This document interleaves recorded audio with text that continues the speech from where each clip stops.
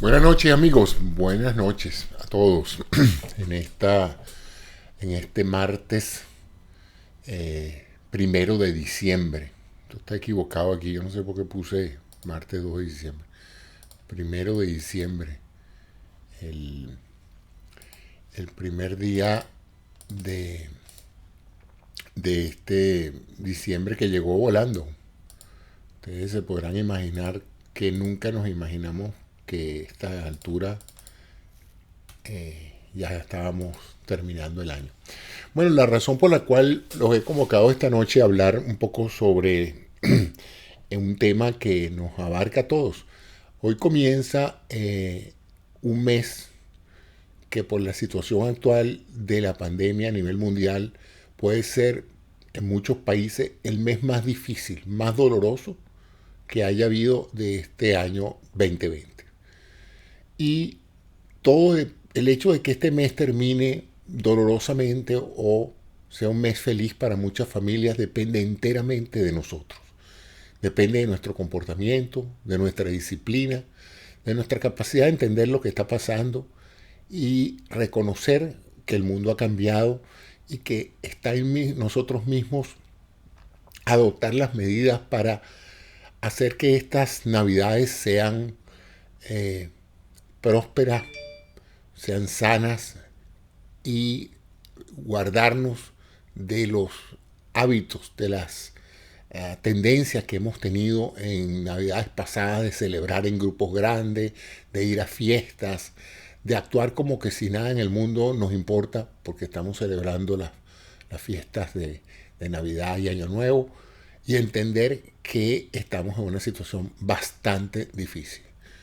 A menos que usted no haya visto noticias en las últimas 2 semanas, eh, está ocurriendo un enorme aumento en el número de casos de COVID a nivel mundial y en particular aquí en los Estados Unidos, que liderizamos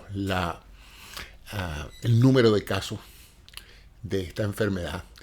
Y paralelamente al número de casos, entendiendo por número de casos una persona que va, se hace un test y se entera de que está activamente propagando el virus, de que está infectada, tenga o no tenga síntomas. Y uno podría decir, bueno, pero José, la mayoría de las personas que tienen el COVID no les pasa nada. Les dan el test positivo, se van a su casa, pasan 2 o 3 semanas en cuarentena y salen y bueno, ya salieron de eso. Lamentablemente eso en la práctica no acontece para todo el mundo. Hay un porcentaje de la población que se estima entre un 15 y un 20% que la enfermedad le da de tal manera que requieren hospitalización. Y de hecho eso es lo que está pasando en los Estados Unidos. Ha aumentado enormemente el número de personas que se han tenido que hospitalizar, lo cual ha saturado muchísimo la infraestructura de algunos estados donde ya prácticamente no hay camas disponibles para todas aquellas personas que están llegando con síntomas severos de COVID a los hospitales. Y eso ni hablar de muchas personas que simplemente están pasando o han optado por pasar el COVID en su casa. Aún con dificultad respiratoria y con malestar, sienten que ellos pueden salir de esto en su casa sin necesidad de hospitalización y muchas de estas personas pues lamentablemente sucumben porque llegan al hospital muy tardíamente cuando ya es poco lo que se puede hacer por ellos en este sentido. El éxito de la terapia para que no las personas se compliquen con el COVID es actuar tempranamente cuando la persona ya empieza a tener fiebre, malestar severo y toque del proceso respiratorio, o sea, dificultad respiratoria moderada a severa, es cuando hay que actuar agresivamente con todo el tratamiento. Pero de lo que quería hablarles hoy es tratar de hablarles un poco sobre las vacunas y responder las preguntas que ustedes puedan tener en este sentido en relación con el proceso de vacunación que está por iniciarse. Hoy en el CDC, en el Centro de Control de Enfermedades del Gobierno de los Estados Unidos, se produjo pues una serie de reuniones para evaluar la situación del COVID y en la Food and Drug Administration, que es la agencia gubernamental regulatoria de todo lo que es la administración de medicamentos y de procedimientos médicos, estaban evaluando ¿Cuál va a ser? Primero, si se va a aprobar para uso de emergencia actual las dos vacunas que actualmente han completado la fase 3. La vacuna de Moderna, la empresa se llama Moderna, y la vacuna de Pfizer. Son dos empresas norteamericanas que han producido una vacuna de características bastante similares, y si quieren podemos hablar un poco sobre eso más adelante. Y estas vacunas pues han sido bastante exitosas en las pruebas de fase 3. La fase 3 es donde se hace un estudio en largas poblaciones. Estos estudios estuvieron rondando sobre los 40, 50 mil personas, y en esos estudios se comparó la eficacia y la seguridad de un placebo, es decir, una simulación de vacuna, contra una vacuna verdadera, la vacuna que se estaba probando. Y las estadísticas pues arrojan lo que se llama una efectividad de más del 95%. Eso significa que la gran mayoría de las personas que se infectaron en estos 2 o 3 meses, que fueron vacunadas con la vacuna o con el placebo, pues la mayoría de las personas infectadas fueron las que usaron el placebo. Las personas que sí fueron vacunadas se vieron protegidas hasta un 95% de desarrollar la enfermedad COVID-19. Esa es más o menos la estadística. Eso lo hicieron los pronunciamientos a la prensa, y hoy ya están pidiendo esa autorización para empezar a vacunar personas cuanto antes. Esto no es un procedimiento rutinario, esto es un procedimiento que, como ya ustedes habrán oído, toma a veces meses y años el probarle a la FDA que una vacuna funciona.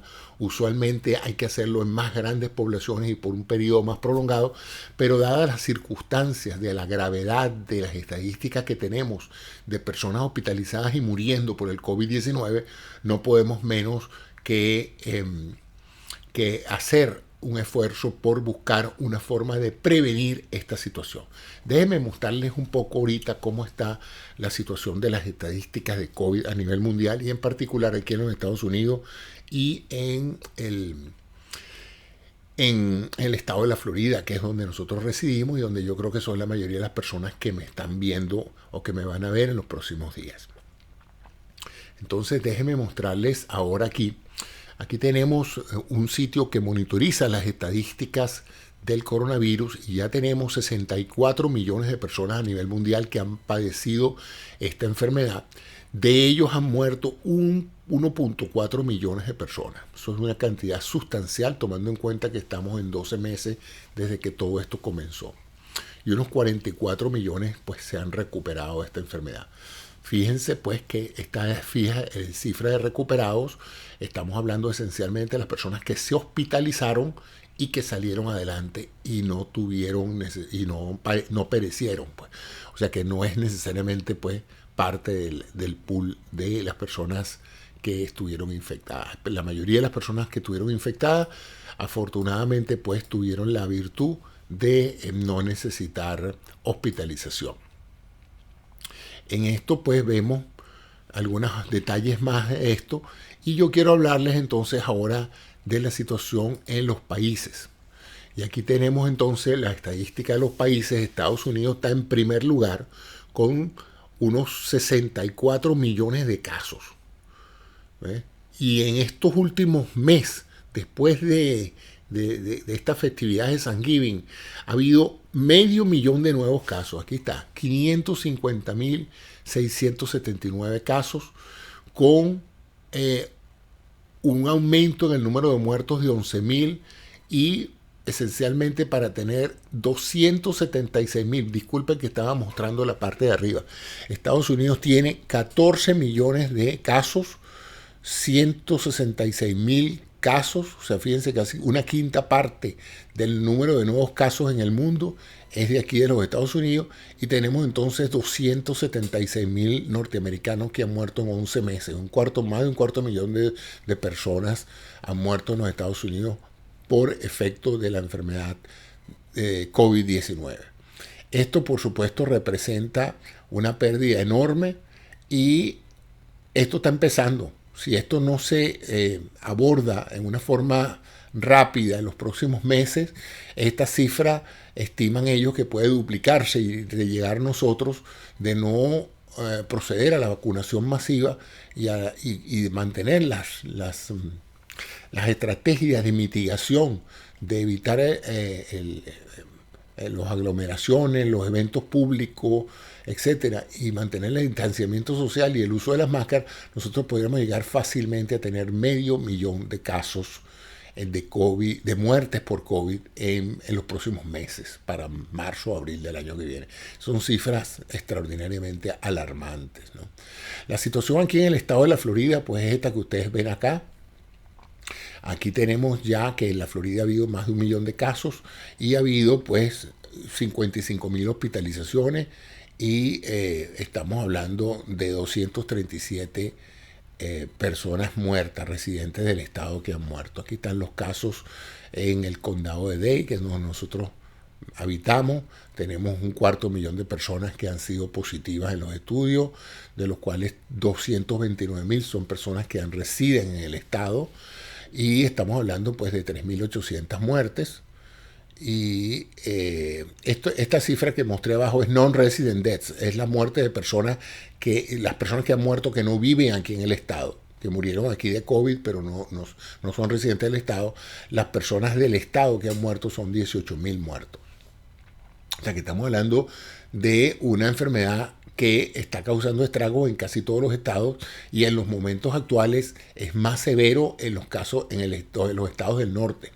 En todo lo que es la zona del norte de los Estados Unidos y del Midwest, el número de casos es realmente exorbitante. Fíjense aquí la curva, digamos, desde el mes 11 hasta ahorita, y vemos cómo ha habido un progresivo aumento en el número de casos. Si ustedes pasan por aquí, por la ciudad de Miami, en cualquier área, van a ver colas y colas de gente haciéndose estudios, y resulta pues que es evidente que la gente está un poco alarmada y que un mayor número de personas que se hacen el estudio resultan positivos. Vamos a la mortalidad, al número de gente que se hospitaliza y que, bueno, muere. Ha habido un sustancial descenso en la mortalidad por COVID, fundamentalmente porque se están utilizando esquemas terapéuticos y de atención médica más precisa, más efectiva que la que se usó al principio de la pandemia en el primer trimestre del año, y por lo tanto los médicos se han vuelto mucho más eficaces a la hora de controlar las complicaciones de esta enfermedad. Viendo entonces ahora aquí la parte de los Estados Unidos, vemos la curva desde que se inició esto, a partir prácticamente, los primeros casos fueron negligibles durante el mes de enero y febrero, pero a partir de finales de marzo se empezó a disparar y ya empezamos a tener aquí ver el ascenso progresivo del número de casos hasta llegar a más o menos donde estamos hoy, que ya estamos en 250.000 de personas que han muerto por el COVID, ¿verdad? Y si esto sigue así, como les dije, esto podría llegar efectivamente para marzo del año que viene a la cifra astronómica de 470.000 muertos por COVID-19. En términos del número de muertos diarios, aquí vemos cómo la curva al principio tuvo un pico del número de muertos alrededor del 15 de abril, con 2.300 muertos en los Estados Unidos, y luego descendió y luego ha vuelto otra vez a tener una tendencia hacia el alza, que si no se controla, pues se proyecta como que va a seguir aumentando. Aquí está el número de infecciones y el número de pruebas. Y aquí hay una cosa que a mí me interesa muchísimo que ustedes vean, que es esencialmente el uso de los recursos hospitalarios.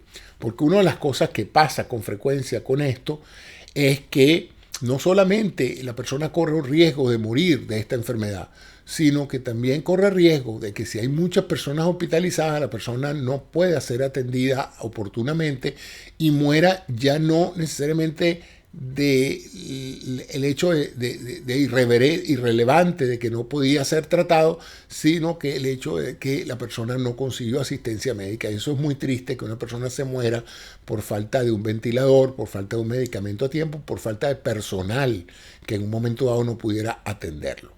Entonces aquí vemos lo que se llama todos los recursos, y fíjense entonces cómo nosotros tenemos aquí 3 curvas, ¿verdad? Esta es la curva del número de camas, todas las camas. Este es el número de camas de Intensive Care Unit, de cuidados intensivos, y este es el número de ventiladores. Yo voy a poner entonces aquí, fíjense, el número de camas totales. Este serían la capacidad digamos, del Estado, más o menos de unas 200.000 camas en todos los Estados Unidos. Y vemos entonces cómo en la parte de terapia intensiva estamos un poco mal, porque estamos hablando de que estamos subiendo la necesidad de utilización de estas camas que no son fácilmente instalables, porque esto no es un problema de cama, ni de traer el ventilador, ni de traer los aparatos, sino del personal. La cantidad de enfermeras y de doctores que se necesitan para atender a un paciente en cuidado intensivo es muy grande, y más si existe una epidemia. Entonces, en estos casos, pues, resulta problemático el uso de estos recursos, porque usted puede mañana traer ventiladores de otra parte del mundo, producir más ventiladores o más recursos o más equipos de protección personal, pero no es fácil producir una enfermera o un médico capacitado en poco tiempo. Entonces, eso es una de las cosas. Aquí podemos escoger cualquiera de los estados para ver cómo se comportan. Vamos a escoger el estado de la Florida, donde residimos nosotros, y vemos entonces más o menos las estadísticas del estado de la Florida. Fíjense entonces cómo aquí está el número de camas de cuidados intensivos de todo el estado disponible. Estamos hablando de 1.600 camas en todo el estado de la Florida. Y fíjense cómo en el mes de julio prácticamente hubo una exagerada utilización de esto, que subió la capacidad de las camas disponibles. Luego volvimos a bajar, pero ahora estamos otra vez subiendo la curva.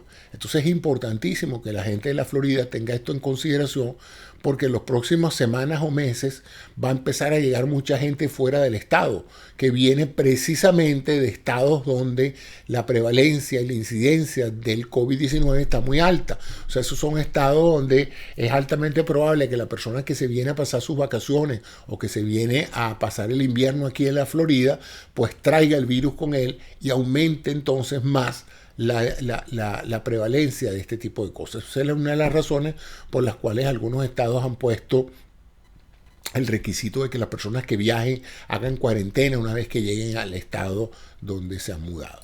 La situación en California también es severamente grave.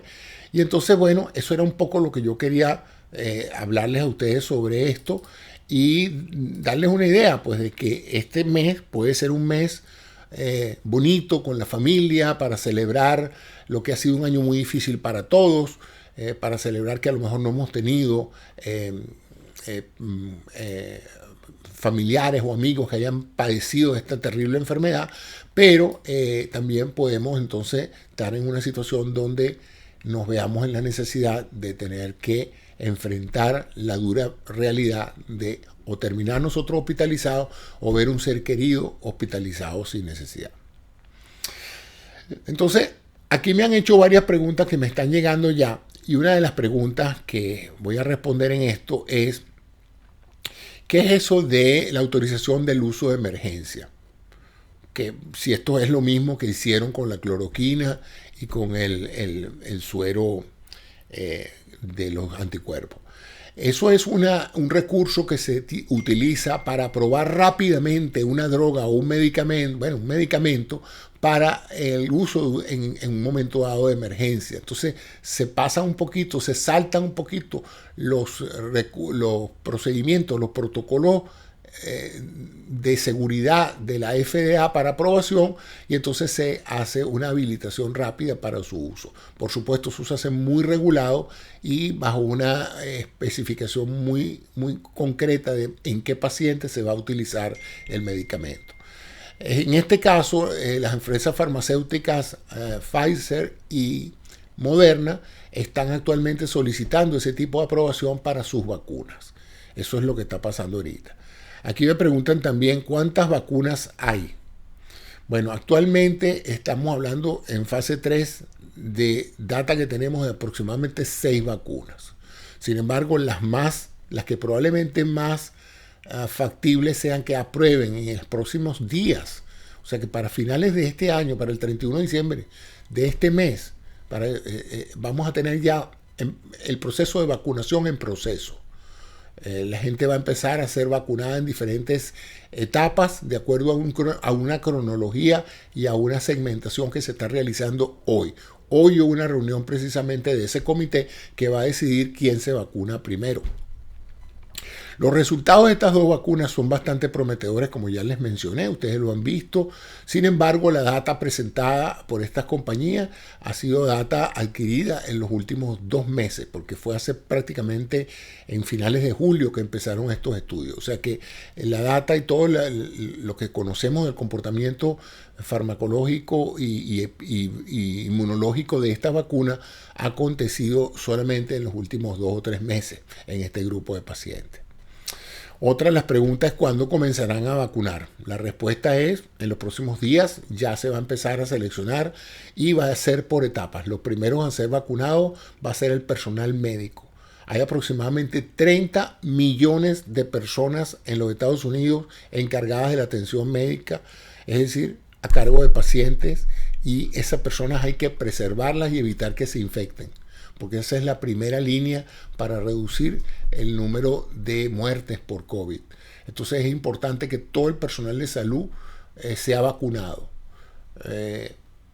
Si son aproximadamente 30 millones, ustedes se podrán imaginar que prácticamente el primer lote de vacunas que salga en los próximos días va a ser enteramente para el personal médico, y también se ha incluido en esta primera tanda de personas que deben ser vacunados todas aquellas personas que trabajan atendiendo ancianos en las diferentes casas de retiro, donde los ancianatos, todas aquellas personas que manipulan personas muy vulnerables como son los ancianos, estas personas van a ser vacunadas, y también algunos ancianos de acuerdo a sus características, de acuerdo a un protocolo que está por develarse en los próximos días.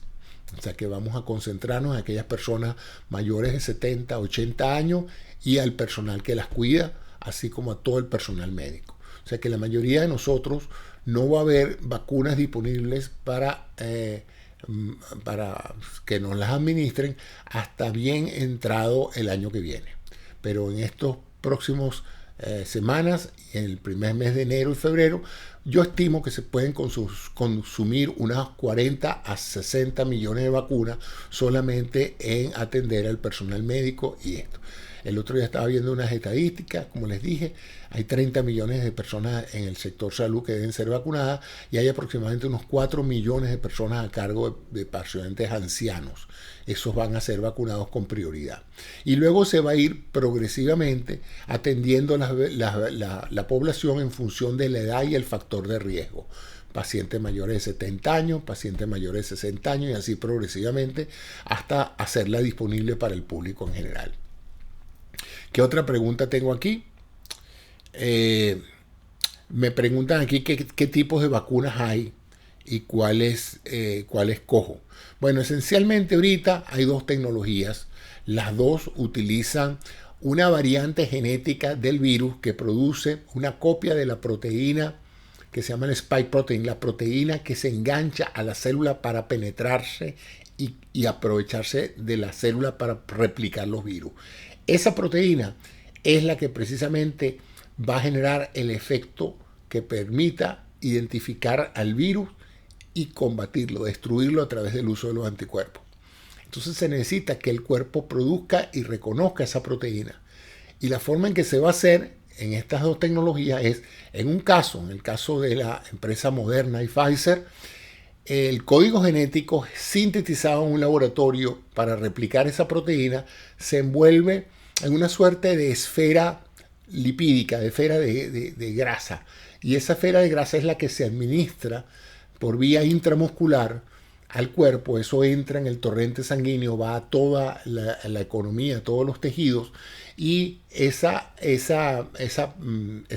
esfera conteniendo el código del RNA mensajero penetra dentro de la célula, se apropia, igualito que hizo el virus, de una fábrica de proteínas, y empieza a producir la proteína que va a permitir la respuesta inmune. Entonces se necesitan 2 dosis, y el paciente, a través de su sistema inmunológico, va a empezar a producir anticuerpos para reconocer esta proteína.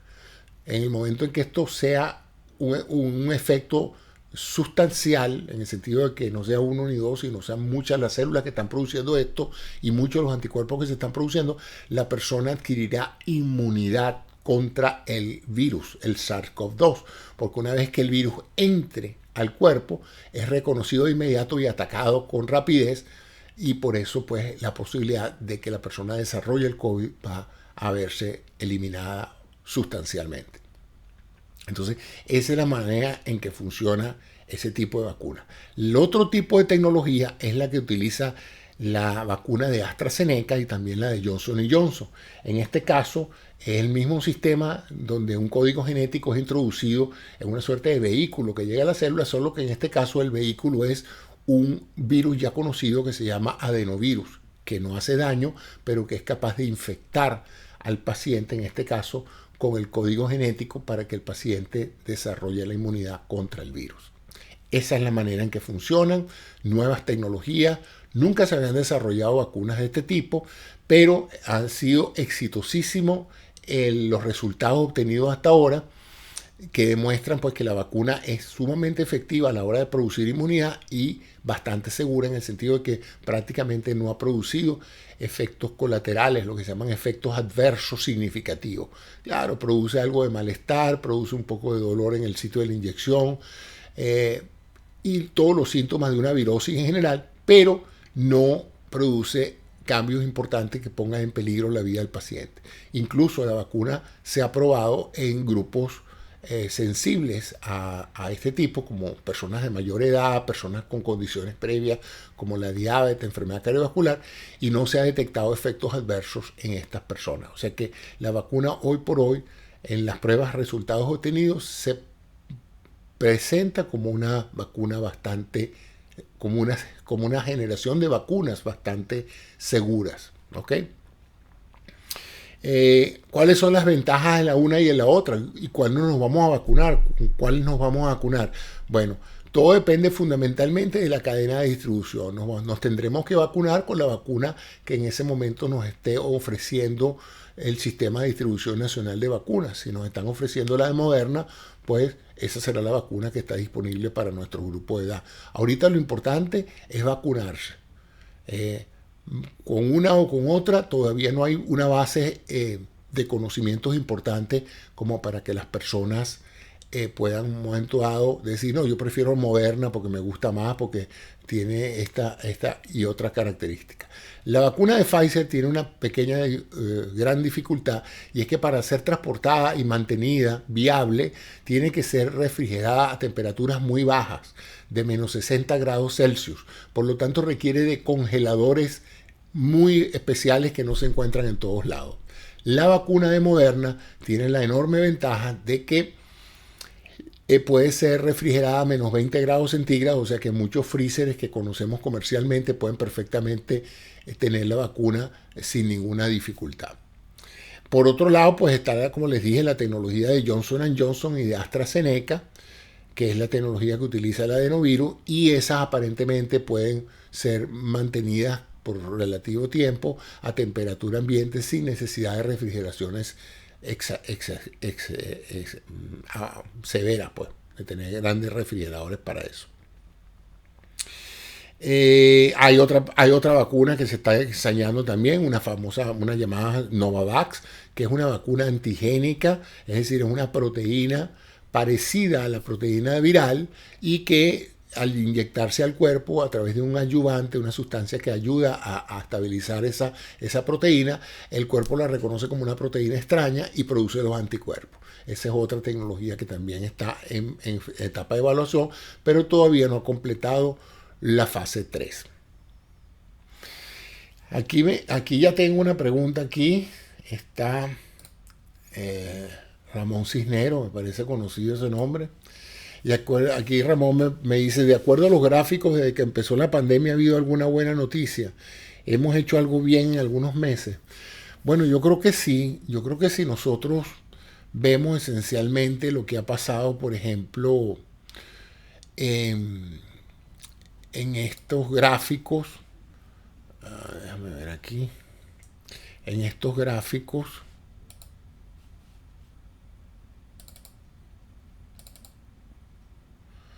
vemos pues que en número de, vamos a buscar los Estados Unidos en general completo. Vamos a ver aquí. ¿Dónde está Estados Unidos? Pues lo perdí.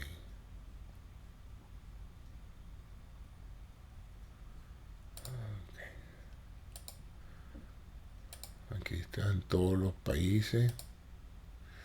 Y aquí está Estados Unidos.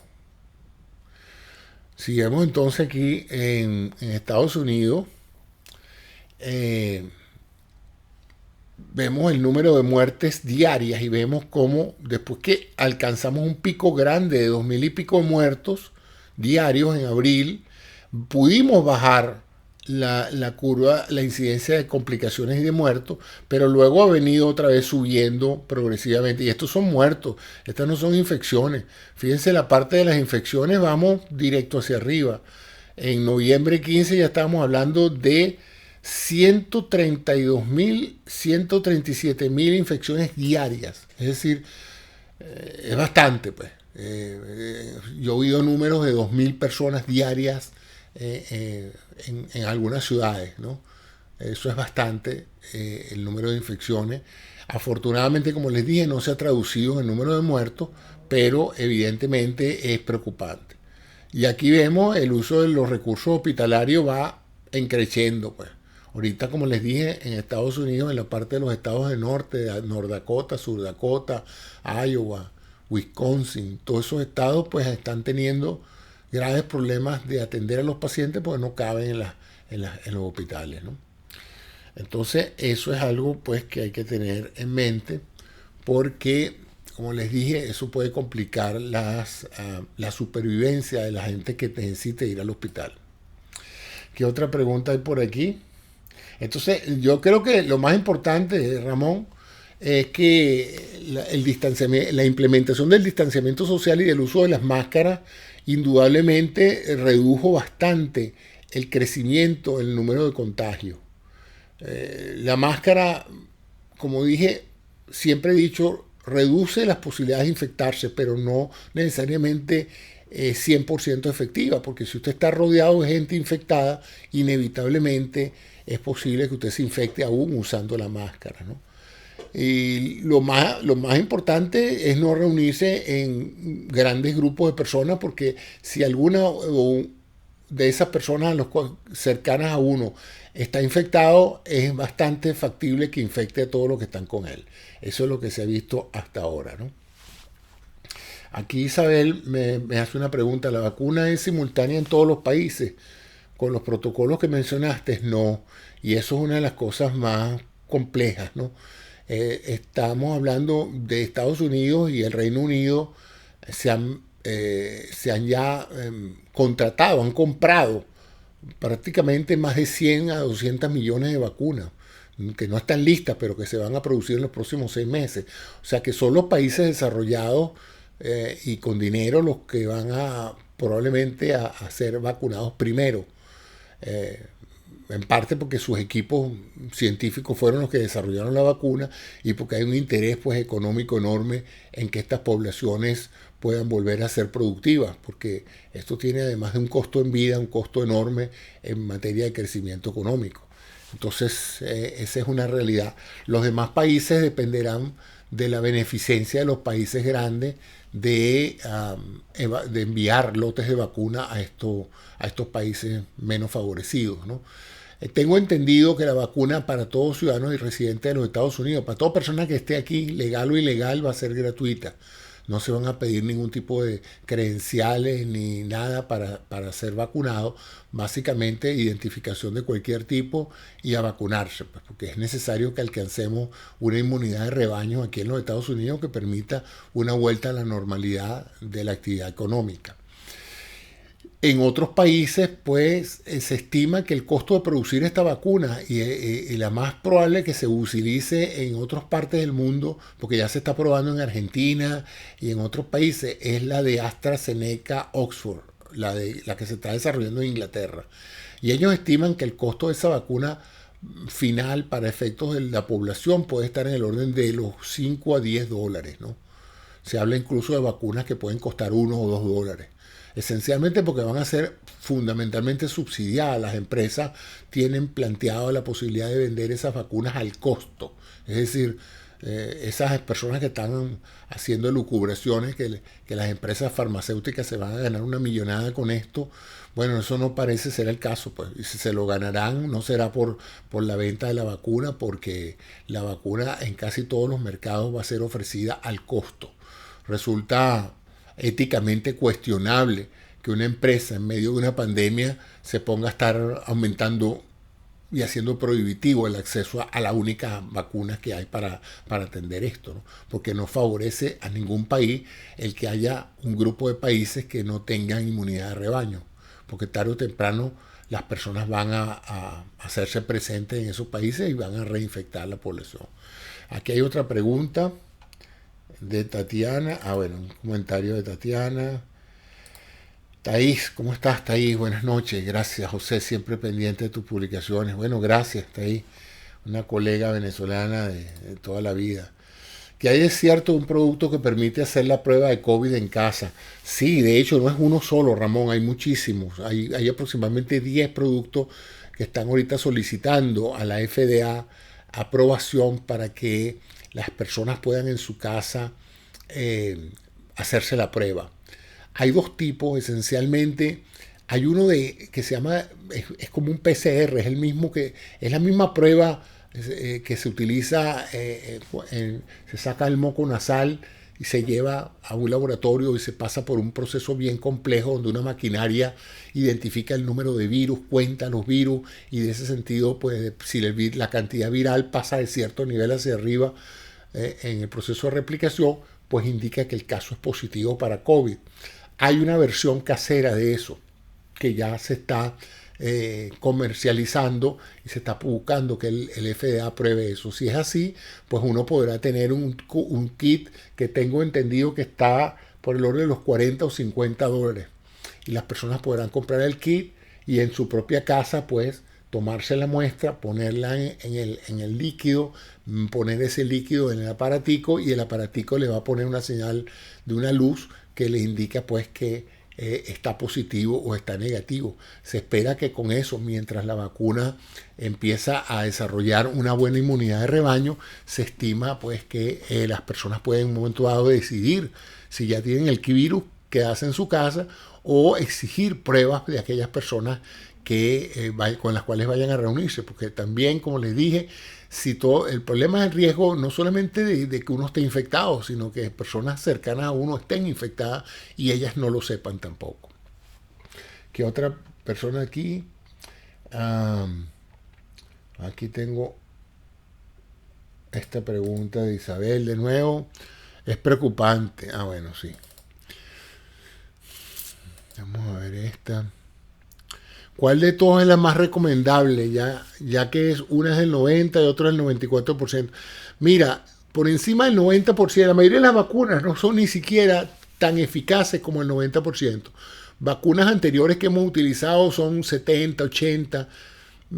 Algunas sí llegan a los 90, pero no es muy común. Y acuérdate que eso depende de diferentes poblaciones, depende de la nutrición de la persona, de la genética de la persona, de la raza de la persona. O sea que las vacunas, estadísticamente, una vacuna que esté por encima del 90, 95%, pues es muy buena, ¿no?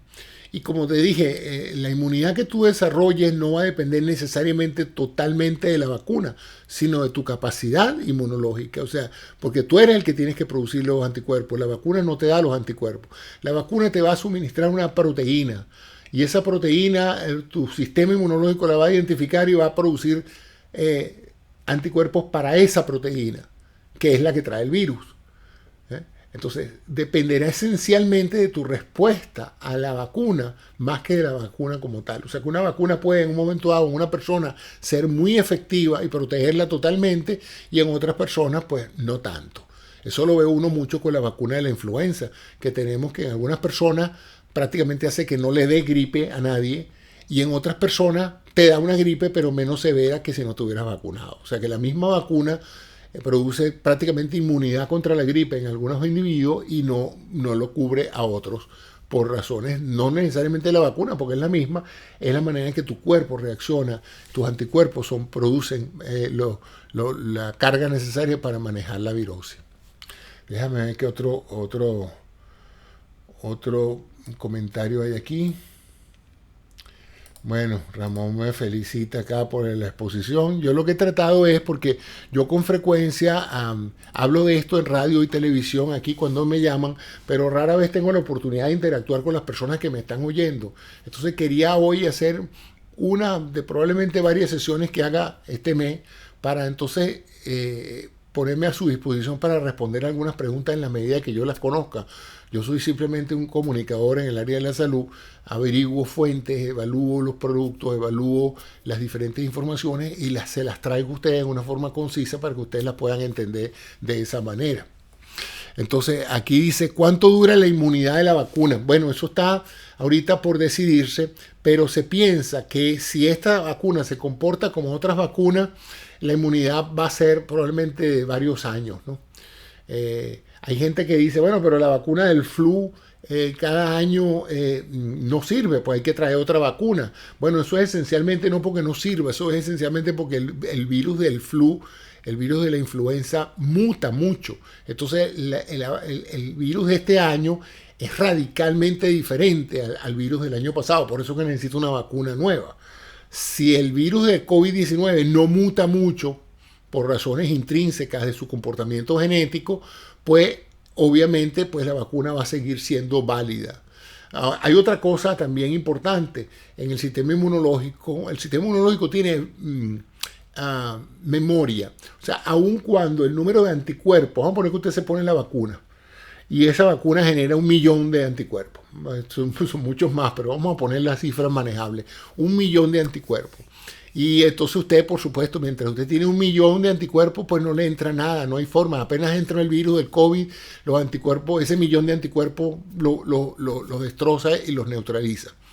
Pero en un curso de un año, por ejemplo, ese millón ya va por 250.000, 200.000, 100.000 medidas de anticuerpos. Y usted dirá, bueno, pero han caído los títulos de anticuerpos, o sea que va a llegar un momento que me va a quedar sin ningún anticuerpo que me proteja.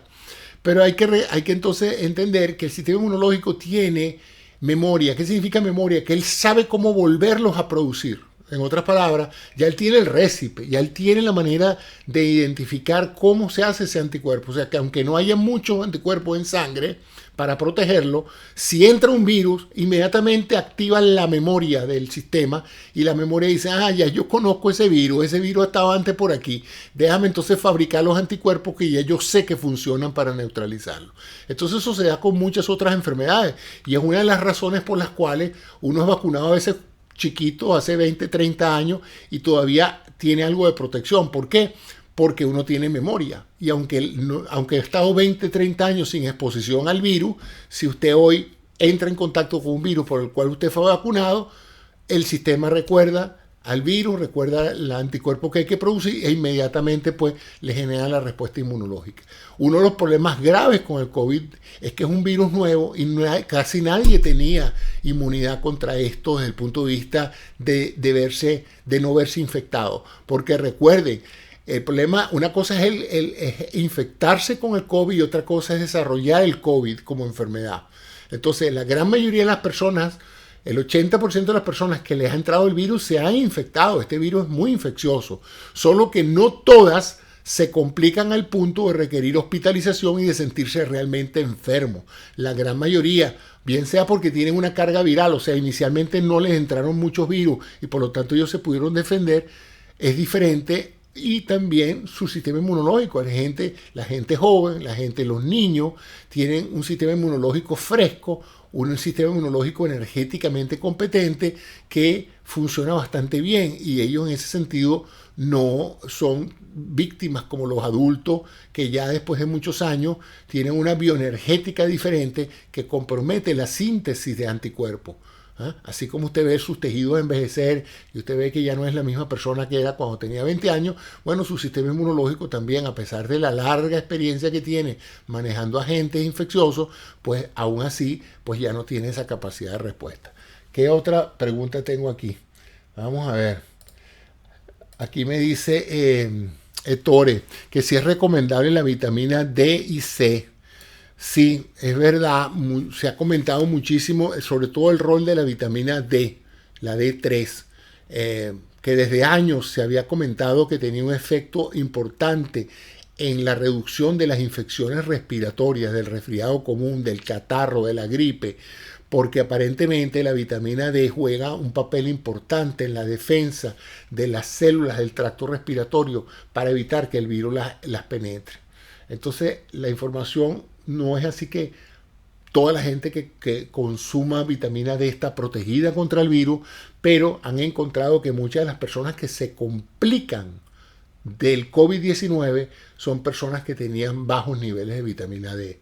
En otras palabras, que podía haber sido eso un elemento importante a la hora de que se infectaran y de que se complicaran. Déjame ver aquí.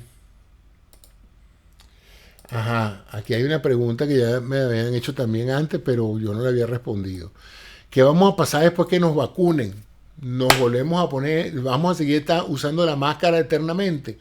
Es una muy buena pregunta. La idea de vacunarse, de alcanzar un nivel de vacunación que haga prácticamente mínimo el número de casos nuevos y muy raro que las personas se mueran de COVID.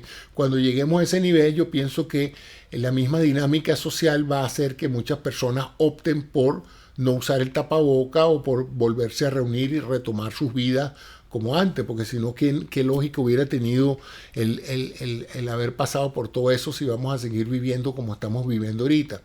Sin embargo, yo sí creo que por cuestiones psicológicas y hasta que esa inmunidad de rebaño sea sustancial y podamos decir que vencimos el COVID-19, va a ser importante que si usted va a reunirse con mucha gente o va a estar rodeado de gente que usted no sabe si puede estar o no infectado, va a ser bueno que usted guarde distancia y use su máscara. Yo soy uno de que espero que de ahora en adelante, para donde yo vaya, un aeropuerto, una multitud, donde yo vaya que haya mucha gente, yo prefiero llevarme mi mascarita porque eso es un recurso importante, sobre todo para prevenir infectar C1 a través del estornudo o de partículas virales que estén en el ambiente.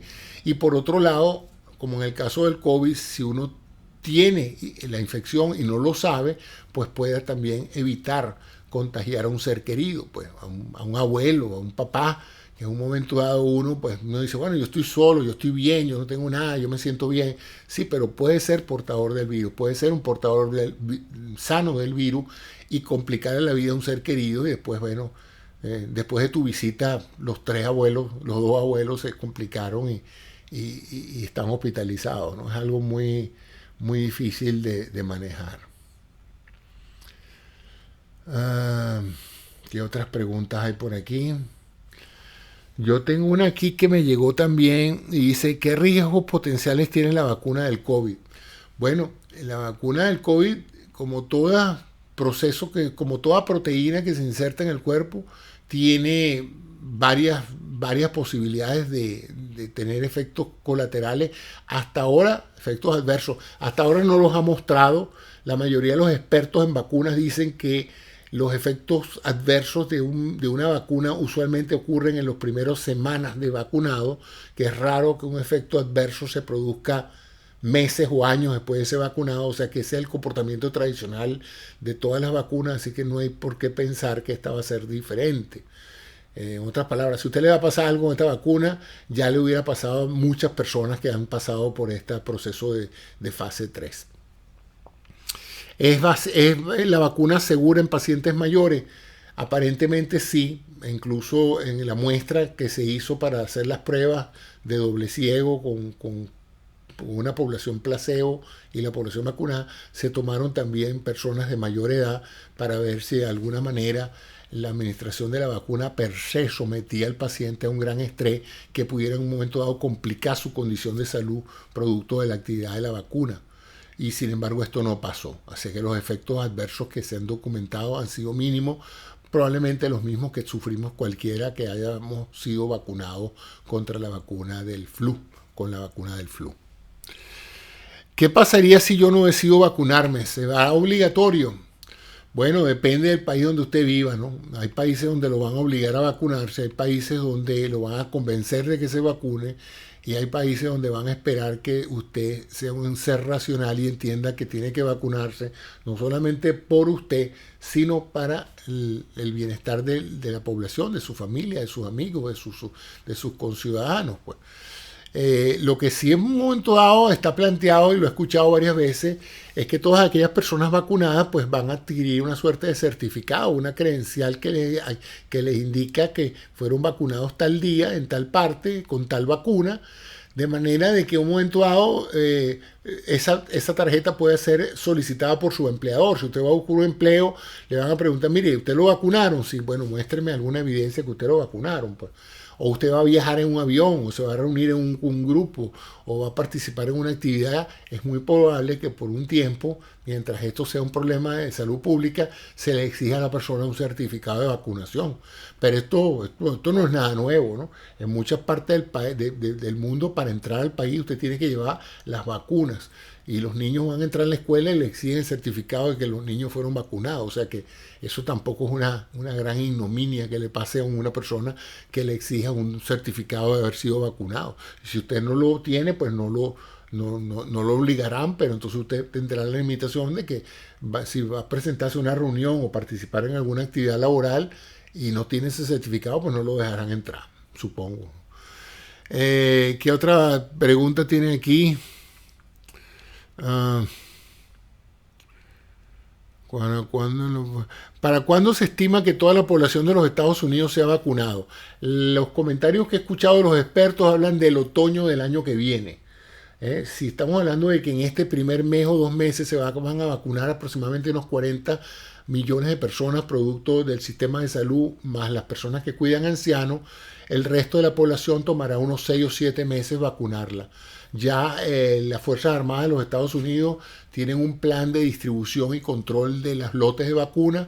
Tengo entendido que ya los aviones están listos, han sido la cadena de producción, porque esto ya no es un problema. Una vez que la autorización de la FDA diga sí, vamos a aprobarla para su uso inmediato, ya ahora el problema es, ok, ¿cómo vamos a hacerla llegar a todo el mundo que la necesita, ¿no?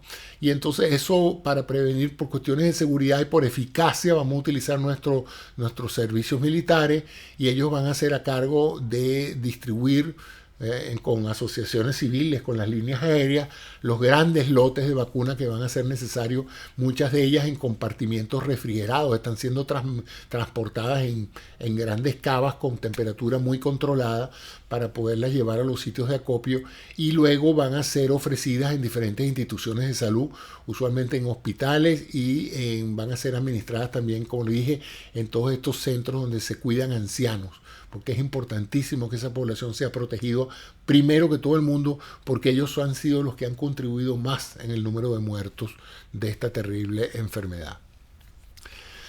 Ya hablé de cuánto costará la vacuna. ¿Dónde puedo conseguir más información sobre el COVID-19? El mejor sitio, a mi juicio, es el cdc.gov. Déjenme ponerlo aquí. En esta cuestión aquí voy a poner una cosa. El sitio de la página web es cdc.gov. Aquí está. Lo puse aquí para que ustedes lo vean. Ese es el Centro for Disease Control, el Centro de Control de Enfermedades del Gobierno de los Estados Unidos. Y allí hay un excelente material informativo en español y en inglés. Déjenme ver si lo pongo aquí en la pantalla para que lo puedan ver. cdc.gov. Y aquí está. Ya vamos a ponerlo acá. Aquí pueden ver el centro, el website. Y aquí está toda la información que ustedes necesiten saber sobre el COVID-19. No se pongan a estar viendo que si WhatsApp, que si los mensajes que me mandó una amiga de una doctora en Argentina, o en Venezuela, o en México, que está hablando de curas milagrosas, etc. Aquí está toda la información que ustedes necesitan. Está bastante concisa. Está en diferentes idiomas. Aquí ven que ustedes pueden escoger el idioma. Aquí está en español. Y pueden perfectamente, de cualquier país, entrar y ver toda la información sobre la mascarilla, sobre las vacunas. Aquí entran y ven la información sobre las vacunas, la parte de seguridad, las vacunas que hay. Todo está aquí. O sea, ustedes No se dejen influenciar por cadenas informativas especulando sobre vacunas que tienen chips adentro y cosas así por el estilo. Este es un sitio serio, manejado y conducido por gente muy bien informada, por los mejores científicos de los Estados Unidos. Están acá en nuestra organización, en el CDC, así como también en la Food and Drug Administration. Así es que en el fda.gov también podrán ver información sobre el sistema de aprobación de la vacuna. FDA.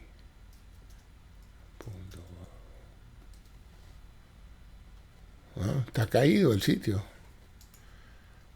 FDA. Vamos a ver qué pasa. Aquí está, fda.gov.